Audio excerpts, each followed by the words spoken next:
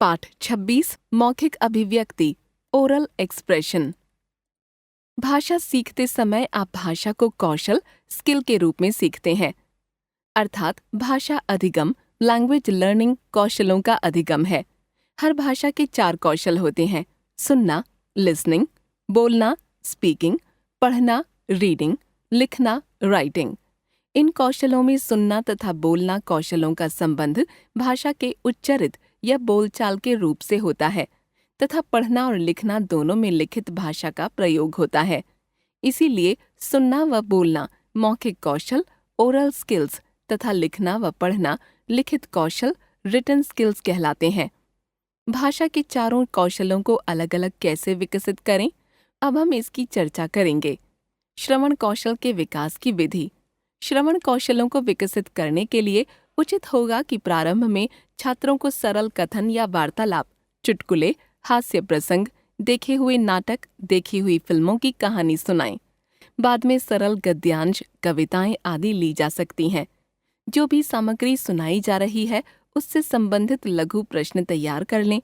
ध्यान रखें, प्रश्न इस तरह के होने चाहिए कि छात्र एक शब्द या वाक्यांश में ही उनके उत्तर दे सकें। यहाँ हम केवल एक चुटकुला और एक संवाद उदाहरण के रूप में ले रहे हैं। चुटकुले। पापा: प्रियंका, तुम्हारे गणित में इतने कम नंबर क्यों आए? प्रियंका: गैर हाजिरी के कारण। क्या तुम गणित की परीक्षा देने नहीं गई थी? नहीं पापा, मैं तो गई थी, मेरे बगल में बैठने वाली लड़की गैर हाजिर थी। अब इस तरह के कुछ प्रश्न पूछे जा सकते हैं। प्रश्न 1, पापा ने प्रियंका से क्या पूछा? 2, प्रियंका ने क्या उत्तर दिया? 3, गैर हाजिर का क्या अर्थ है? 4, क्या प्रियंका गणित की परीक्षा के दिन गैर हाजिर थी? 5, गणित की परीक्षा के दिन कौन गैर हाजिर थी? 6, प्रियंका के अंतिम उत्तर का क्या आशय है? इसी तरह के अन्य चुटकुले छात्रों को सुनाएं। वार्तालाप। मदन: हेलो सोहन, कैसे हो? सोहन: ठीक हूँ, तुम कैसे हो? बहुत दिनों बाद याद आई। हाँ, कहीं बाहर गया हुआ था। अच्छा यह बताओ, क्या कल तुम्हारी छुट्टी है? हाँ मदन, कल तो छुट्टी का दिन है, मस्ती करूँगा। तो कल फिल्म देखने चलें? हाँ चल सकते हैं। कौन सी फिल्म? 3 इडियट्स, सुना है बहुत अच्छी है। ठीक है, फिल्म कितने बजे शुरू होगी? दोपहर 12:30 बजे। कैसे चलेंगे? कार से चलेंगे, मैं तुम्हें 12 बजे तुम्हारे घर से ले लूँगा। और टिकट? ऑनलाइन बुक कर लेंगे। ठीक है, कल मिलते हैं, बाय। बाय। इस वार्तालाप को सुनाकर निम्नलिखित प्रकार के लघु उत्तरात्मक प्रश्न पूछे जा सकते हैं। प्रश्न 1, किन लोगों के बीच बात हो रही है? 2, मदन और सोहन के बीच क्या संबंध हो सकता है? 3, दोनों के बीच बातचीत कैसे हो रही है? 4, बहुत दिनों बाद याद आई कथन से मदन का क्या तात्पर्य है? 5, वाक्य को पूरा करो, कहीं बाहर गया हुआ था। 6, मदन सोहन को कहाँ ले जाना चाहता था? 7, दोनों कौन सी फिल्म देखना चाहते हैं? 8, उन दोनों ने कौन सा शो देखना तय किया? 9, फिल्म देखने दोनों कैसे जाएंगे? इस बात का पता मदन के किस उत्तर से लगता है? 10, टिकट की व्यवस्था कौन करेगा? वार्तालाप उच्चारण। जो वार्तालाप श्रवण कौशल के लिए प्रयोग में लाए गए थे उन सभी का छात्रों को पात्र बनाकर उच्चारण का अभ्यास कराएं। वार्तालापों के अभ्यास से विभिन्न संदर्भों में कैसे बातचीत की जाती है छात्र यह समझ सकेंगे। उदाहरण के लिए, सब्जी वाले या फल वाले और ग्राहक के मध्य वार्तालाप के मध्य से छात्र हिंदी में खरीदारी की शब्दावली और संरचनाओं से परिचित हो सकते हैं। जैसे, श्याम सब्जी खरीदने के लिए सब्जी वाले की दुकान पर जाता है। सब्जी वाला: आइए बाबूजी, बताइए क्या क्या चाहिए? श्याम: ये गोभी कैसे दी है? सब्जी वाला: सस्ती ही है, कितनी चाहिए? श्याम: पहले भाव तो बताओ। सब्जी वाला: 35 रुपये किलो। श्याम: इतनी महंगी, यह तो बहुत महंगी है। महंगी कहाँ बाबूजी, जिस भाव मंडी से लाते हैं उसी भाव बेच देते हैं। चलिए आपके लिए 30 रुपये किलो लगा दूंगा। कितनी तौलूं? आधा किलो दे दो। और टमाटर क्या भाव है? 50 रुपये किलो। आधा किलो टमाटर भी दे दो। करेला कैसे दोगे? बेचा तो 35 रुपये का है, पर आपके लिए 30 रुपये लगाऊंगा। ठीक है, आधा किलो करेला भी दे दो। सब्जी वाला सब्जियां तौलता है और श्याम को देता है। कितने पैसे हुए?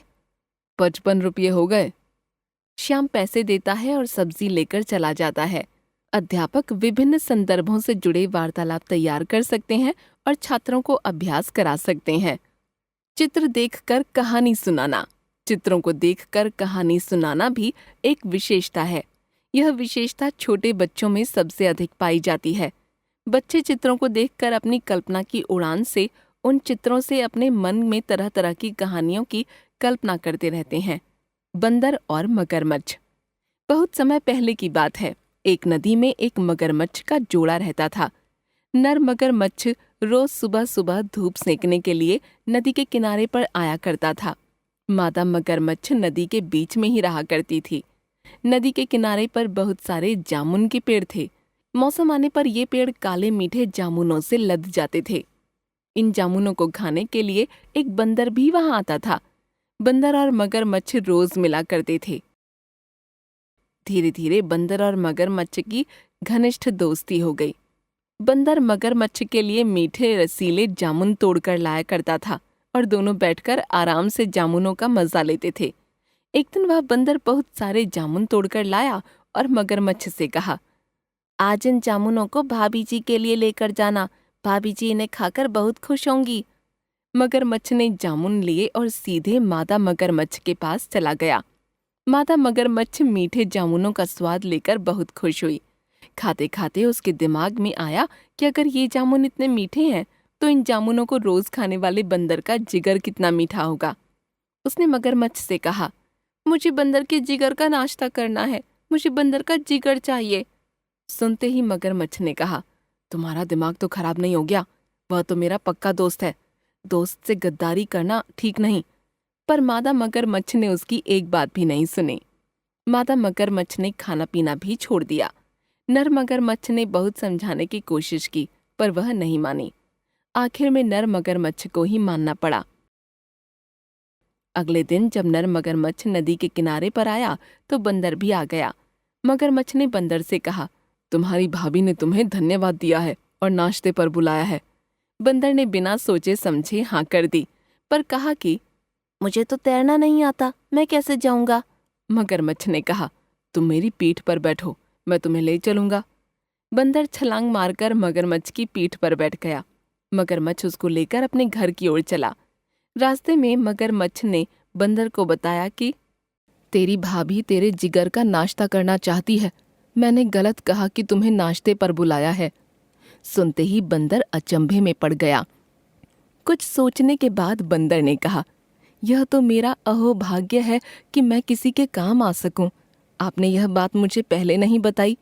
मैं अपना दिल सुरक्षा के तौर पर जामुन के पेड़ पर टांग कर आता हूँ। आप कहते तो उसे साथ लेते आता। मगरमच्छ ने कहा, हम मुड़ जाते हैं, तुम जिगर उतार कर ले आना। बंदर ने कहा, ठीक है। जैसे ही मगरमच्छ किनारे पर पहुंचा, बंदर ने छलांग मारी और पेड़ पर चढ़ गया। ऊपर टहनी पर बैठकर बोला, अरे मूर्ख, कोई बगैर जिगर के भी जी सकता है। जैसे तुमने मुझे मूर्ख बनाया था वैसे ही मैंने तुम्हें मूर्ख बनाया। अब जाओ, फिर कभी लौट के यहाँ मत आना। मौखिक अभिव्यक्ति के विकास के लिए वार्तालाप और कहानी के अलावा छात्रों के स्तर के अनुरूप कविता वाचन, वाद विवाद, भाषण, परिचय देना और परिचय लेना आदि विधाओं को भी अपनाया जा सकता है।